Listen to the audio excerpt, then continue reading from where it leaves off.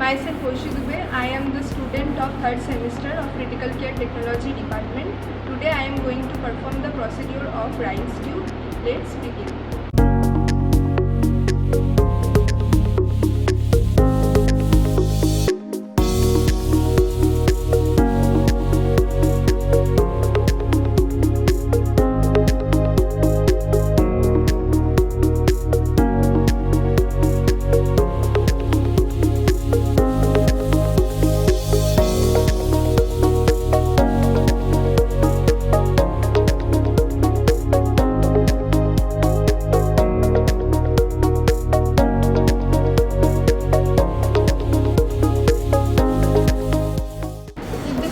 Have any difficulty in swallowing the food, rice tube is inserted in order to provide the food and nutrition to the patient. Myself, Arman Akhan Chaudhary. I am from 3rd Sem, Department of Critical Care Technology, NSHM Knowledge Campus, Durgapur. Today I will show you a life saving procedure called CPR.